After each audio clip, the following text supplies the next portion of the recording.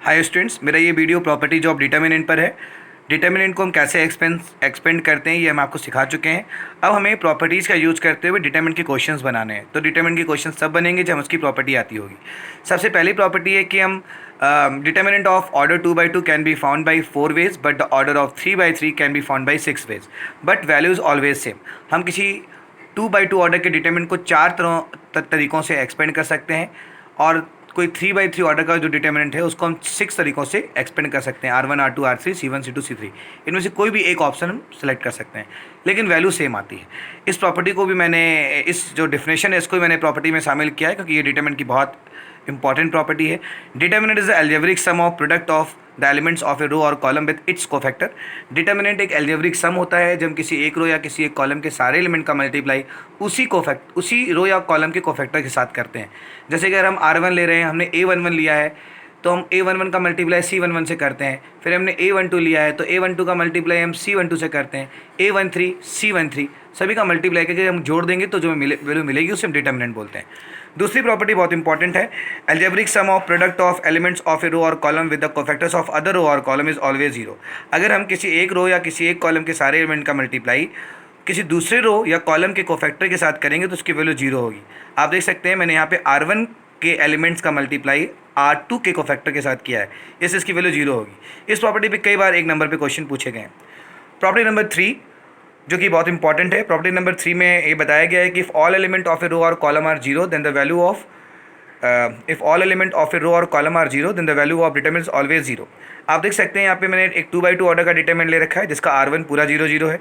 फिर मैंने एक B डिटर्मिनेंट 3/3 ऑर्डर का ले रखा है, वहाँ C1 के देखिए सारे एलिमेंट 0 है तो उसकी वैल्यू 0 हो जाएगी।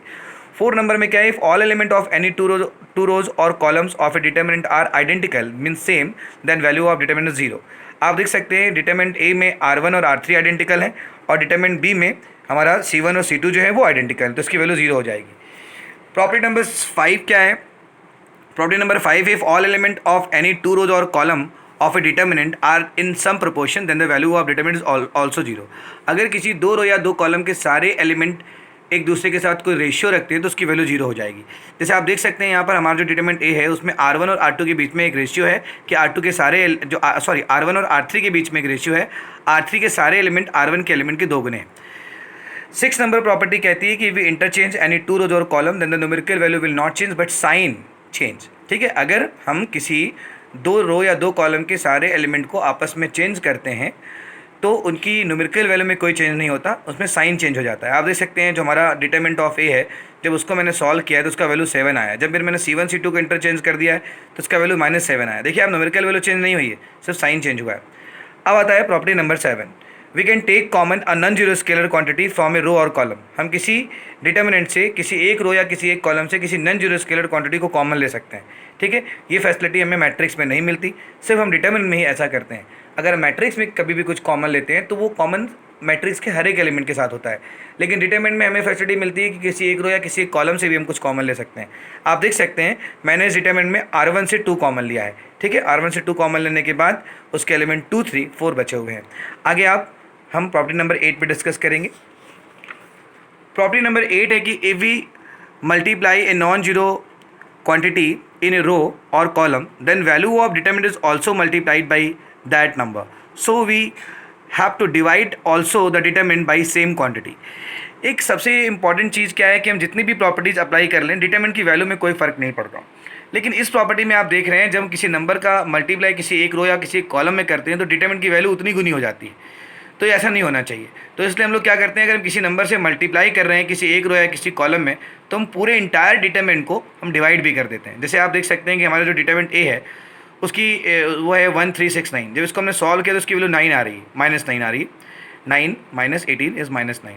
अगर हम R1 को 4 से मल्टीप्लाई कर दें तो उसके एलिमेंट हो जा रहे हैं 4 12 6 9। अब जब मैंने इसको सॉल्व किया तो देखिए इसकी वैल्यू -36 हो गई, मतलब डिटर्मिनेंट ऑफ B जो है वो डिटर्मिनेंट ऑफ A का 4 टाइम्स हो गया, तो वैल्यू चेंज हो गई। ऐसा होना नहीं चाहिए, तो इसलिए हम लोग क्या करेंगे, सिर्फ 4 से डिवाइड कर देंगे।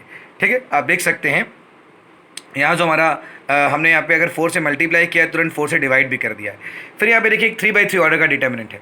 3/3 ऑर्डर के डिटर्मिनेंट में मैंने R1 में K का, R2 में रो का और R3 में अल्फ़ा का मल्टीप्लाई किया। मल्टीप्लाई करने में कोई प्रॉब्लम नहीं है, अगर हम डिवाइड नहीं करते हैं तो प्रॉब्लम हो जाएगी, इसलिए हमें डिवाइड करना चाहिए। देखिए मैंने K रो और अल्फ़ा से डिवाइड भी कर दिया है। ठीक है, आगे हम लोग यहाँ चलते हैं प्रॉपर्टी नंबर 9 पे।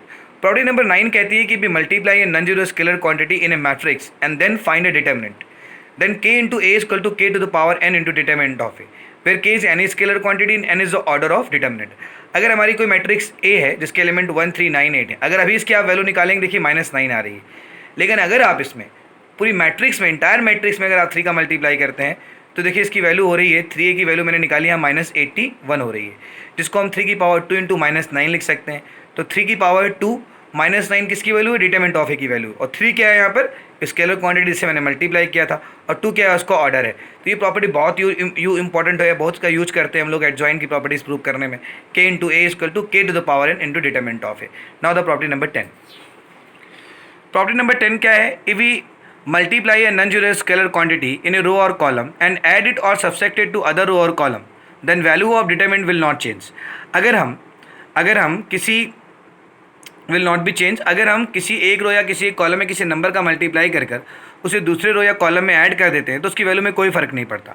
ठीक है, ऐसा हम लोग जब हम लोग एलिमेंट्री ऑपरेशंस कर रहे थे तो बहुत कर चुके हैं। जैसे यहाँ डिटरमिनेंट ऑफ ए दिया है, जब मैंने इसको सॉल्व किया तो उसका वैल्यू -146 आया। उसके बाद मैंने R1 के सारे एलिमेंट में जोड़ा है R2 में 2 का मल्टीप्लाई करके। तो देखिए अब R1 के एलिमेंट चेंज हो गए हैं।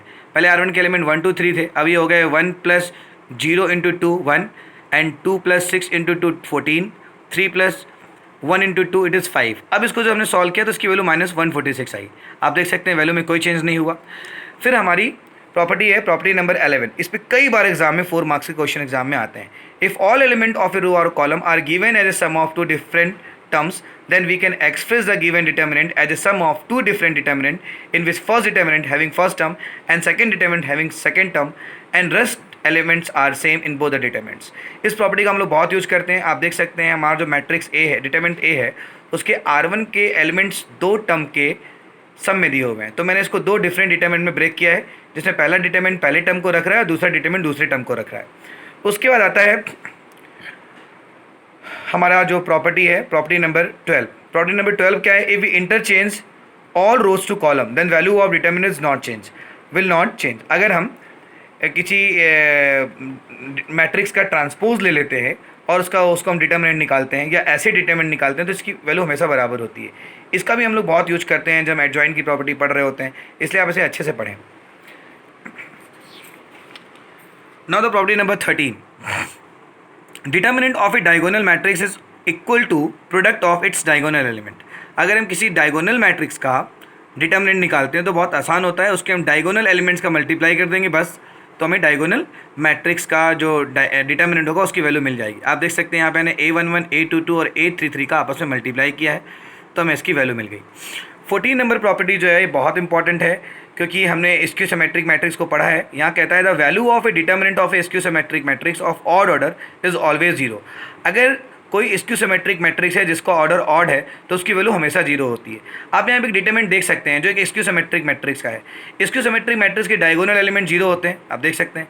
डायगोनल एलिमेंट के ऊपर जो हमारे एलिमेंट्स लिखे हैं वो -a -b c हैं और उसके जस्ट नीचे जो एलिमेंट लिखे हैं वो उसी का नेगेटिव है, आप देख सकते हैं। ठीक है, तो अब इसका प्रूवमेंट क्या है? इसका प्रूवमेंट भी एग्जाम में आ सकता है, इसलिए हम इसको पढ़ा रहे हैं। देखिए मैंने बताया है कि अगर कोई मैट्रिक्स स्क्यूसिमेट्रिक है तो उसका ट्रांसपोज -a के इक्वल होगा। अब मैंने दोनों तरफ डिटरमिनेंट ले लिया। जब मैंने दोनों तरफ डिटरमिनेंट लिया, LHS में भी लिया और RHS में भी लिया। देखिए RHS में मैं प्रॉपर्टी अप्लाई कर रहा हूँ जिसको मैंने भी पढ़ाया था, k इंटू ए का determinant equal to k to the power n into determinant of A. तो यहाँ पे k का जो है वो -1 है तो -1 टू द पावर n हो जाएगा। n क्या है? ऑर्डर है, चूँकि ऑर्डर ऑड है तो -1 टू द पावर ऑड की वैल्यू हमेशा माइनस होगी। फिर हमने यहाँ पे लिखा है इनटू में डिटरमिनेंट ऑफ है। अभी मैंने आपको प्रॉपर्टी पढ़ाई थी कि अगर हम किसी मैट्रिक्स का ट्रांसपोज लेके डिटरमिनेंट निकालते हैं या ऐसे डिटरमिनेंट निकालते हैं तो उसकी वैल्यू इक्वल होगी। तो आप देख सकते हैं ए के ट्रांसपोज का डिटरमिनेंट जो है वो ए के डिटरमिनेंट के इक्वल है। तो ए का determinant equal to minus determinant of A. अगर इसको हम इस साइड लेके आएंगे तो ये 2 टाइम्स ऑफ डिटरमिनेंट ऑफ ए हो जाएगा। तो इससे क्लियर होता है कि 2 तो कभी 0 हो नहीं सकता, तो डिटरमिनेंट ऑफ ए 0 के इक्वल होगा। नाउ द प्रॉपर्टी नंबर 5 क्या बोलती है? प्रॉपर्टी नंबर 5 जो है वो एक प्रकार से जब हम क्लास 9th में पॉलिनोमियल को पढ़ रहे थे तो हमें बताया गया था कि if x equal to a is the zeros of a polynomial px then we can say x minus a is a factor of polynomial px। वही प्रॉपर्टी यहाँ पर डिटरमिनेंट में यूज़ हो रही है। यहाँ पे जो हमारा एक fx करके डिटरमिनेंट जो दिया है ये एक पॉलिनोमियल का फॉर्म है। तो अब इस डिटरमिनेंट को अगर आप ध्यान से देखते हैं, x minus a x square minus a square x cube minus a cube a b c d e f करके डिटरमिनेंट दिया हुआ है। अगर इसमें R1 में हम x की जगह पर a पुट कर देते हैं तो उसके सारे एलिमेंट जीरो हो जाएंगे। R1 के सारे एलिमेंट जीरो होंगे तो इस डिटरमिनेंट की वैल्यू भी जीरो हो जाएगी। इसलिए कह सकते हैं कि x इक्वल टू a इस डिटरमिनेंट का क्या है, जीरोज है। अब आप देखिए इसलिए x माइनस ए इसका फैक्टर भी होगा। मैंने R1 से x माइनस ए को कॉमन ले लिया है। आप देख सकते हैं R1 में से x माइनस ए कॉमन लेने पर जो R1 के एलिमेंट है 1 x प्लस ए एक्स स्क्वायर प्लस ए एक्स प्लस ए स्क्वायर हो गए। ठीक है, ये हमें ध्यान रखना है।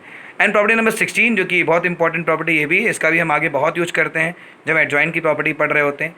If A and B are two matrices and A B is possible, मतलब उनके बीच में मल्टीप्लिकेशन पॉसिबल है, then determinant of A B equal to determinant of A into determinant of B, ये हमेशा आपस में इक्वल होता है।